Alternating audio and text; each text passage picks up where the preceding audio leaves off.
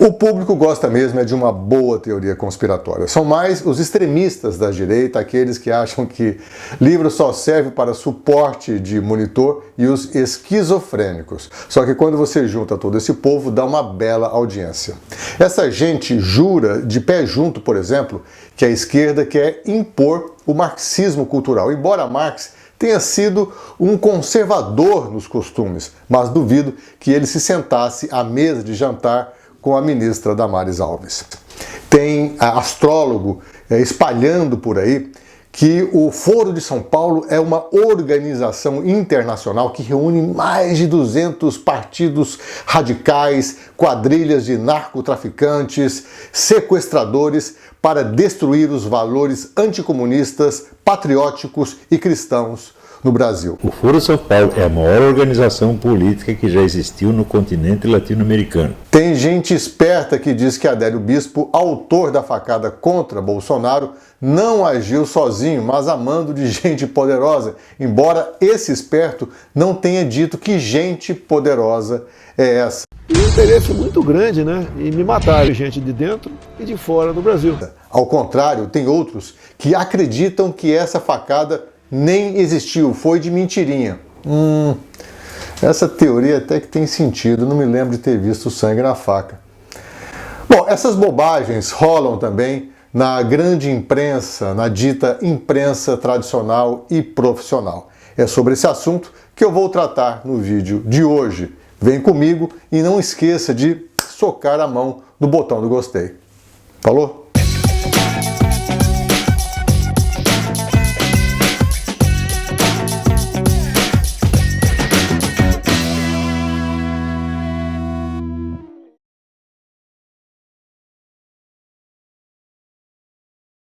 A definição de teoria da conspiração é uma hipótese que especula sem qualquer tipo de fundamento a existência de um complô entre pessoas ou de uma organização secreta e malévola que trama uma ação clandestina, abominável, ilegal, deliberada para prejudicar uma pessoa, uma sociedade, um governante ou até mesmo um país. Essas fantasias florescem em ambientes de muita fertilidade criativa, com uma boa dose de inocência e uma boa, mas boa dose de maldade, além da total falta de conhecimento, da falta de leitura qualificada, de preguiça intelectual, etc. Ainda mais quando fomentadas por líderes políticos populistas como o ex-presidente Donald Trump. Não por acaso, foi para as bandas do meio oeste norte-americano que surgiu e prosperou o QAnon, que quase virou uma seita, cujos seguidores acreditam que o ex-presidente já foi tarde. Goodbye, everybody. Fora escolhido por um exército secreto para combater uma rede internacional de tráfico humano, de pedofilia, que envolve uma salada russa, vai desde atores de Hollywood, políticos de esquerda, o Vaticano, até a ONU, a OMS, o governo chinês e o especulador capitalista bilionário George Soros.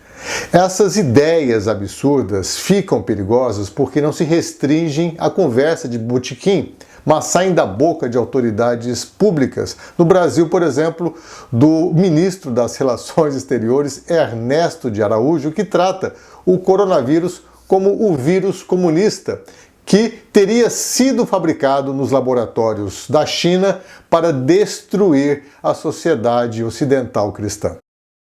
Essa narrativa antiglobalista que beira o ridículo guia a agenda internacional do capitão Bolsonaro e serve ao propósito do seu gabinete do ódio de mobilizar e alimentar os fóruns de fanáticos, de extremistas contra um inimigo X, qualquer que seja ele, Maduro, governo chinês, etc. As teorias da conspiração desenvolvem-se geralmente a partir de uma suspeita, por menor que ela seja. Uma vez enraizadas, elas se espalham rapidamente e são muito difíceis de serem combatidas, porque quem tenta fazê-lo acaba por ser considerado parte da conspiração. Essas histórias absurdas têm muito apelo, sem a menor sombra de dúvida, e isso gera audiência. o que é bom para os negócios, principalmente nesse mundo globalizado, interconectado com as redes sociais. Então, por que a mídia tradicional não surfaria nessa tendência para ganhar uns trocados? E ela o faz, mas como sempre, lateralmente, discretamente, indiretamente, sutilmente, de maneira sofisticada, complexa, disfarçada de reportagem. Os meios de comunicação aplicam a mesma receita na construção da narrativa conspiratória, apresentando as situações de modo bem simplificado, contendo as seguintes características: um alegado plano secreto, um grupo de conspiradores, elementos de prova, entre aspas, que parecem confirmar a teoria da conspiração, falsas sugestões de que nada acontece por acaso e que não há coincidências, de que nada é o que parece e tudo está interligado, a divisão do mundo entre bons e maus e a designação de pessoas ou grupos como bodes expiatórios. Existem vários casos que eu poderia citar, mas eu prefiro me aprofundar em apenas um para você entender como é que funciona esse mecanismo. E eu selecionei o escândalo envolvendo o 01, o político das rachadinhas, que adora condecorar miliciano assassino, o senador Flávio Bolsonaro, o filhinho de papai.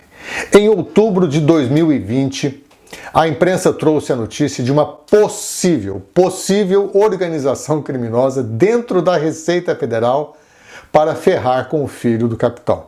A história mirabolante é a seguinte: a revista Época publicou uma nota com o seguinte conteúdo misterioso.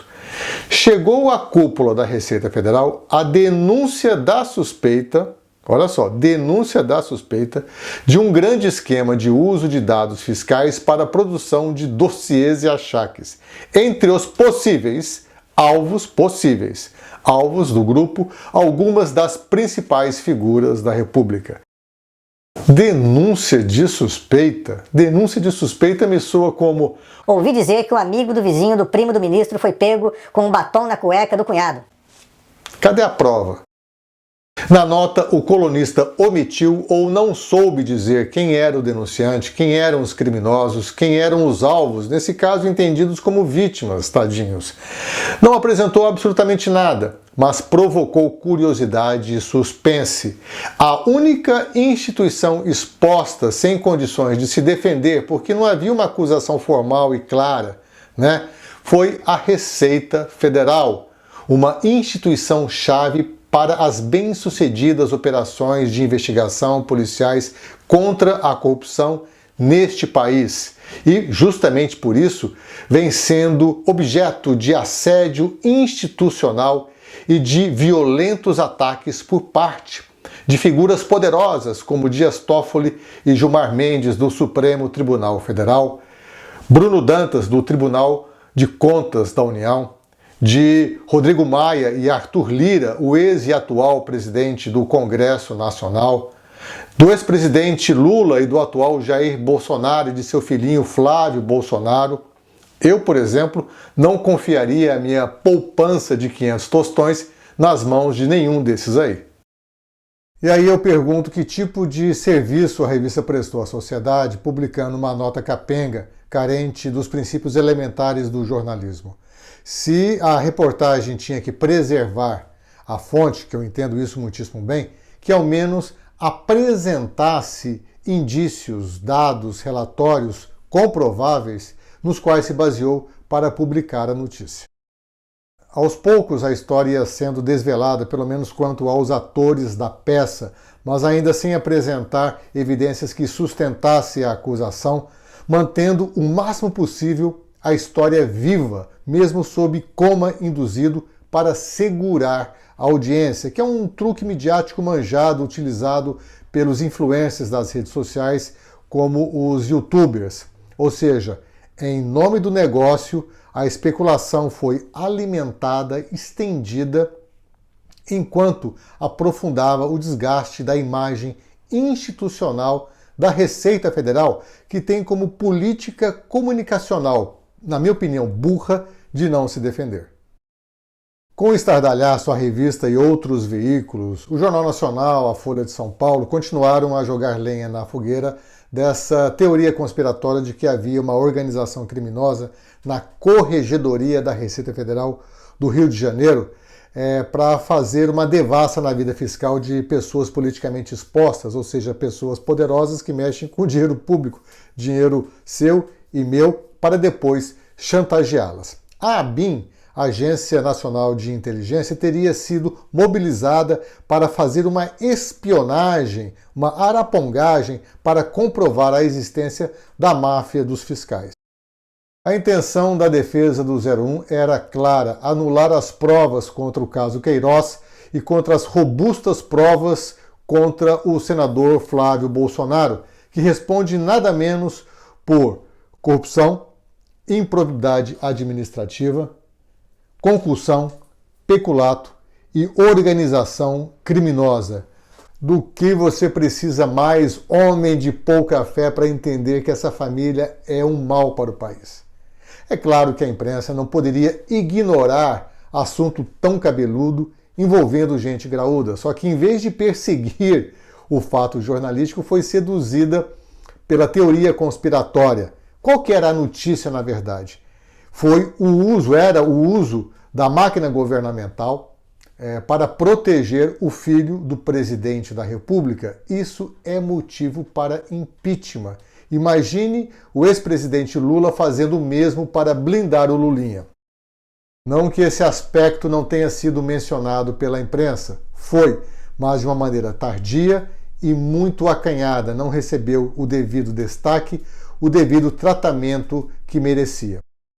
O uso da ABIN era notícia, não uma acusação tirada da cartola do mágico sem qualquer fundamento, que tinha o único objetivo de livrar a cara de um político cheio de rolos.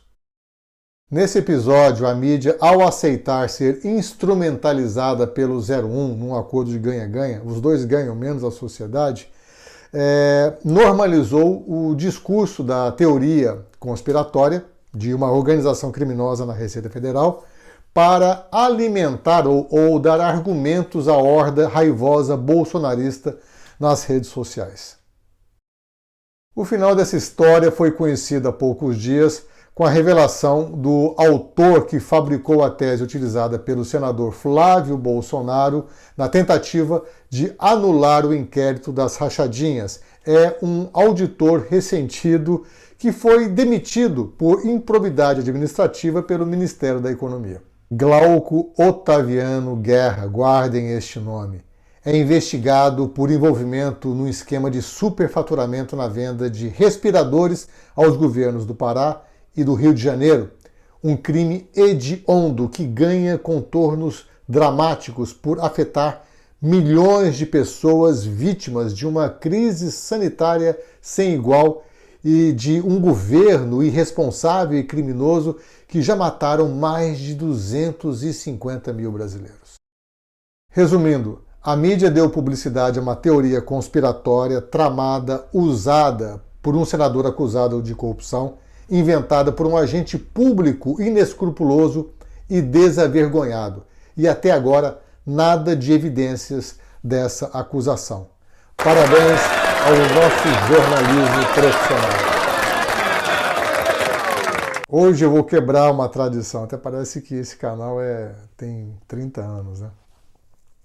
Eu não vou indicar nenhum livro hoje, mas sim As Aventuras de Tintim. Sabe por quê? Porque o que não falta ali são teorias da conspiração. Eu fico por aqui. Tchau!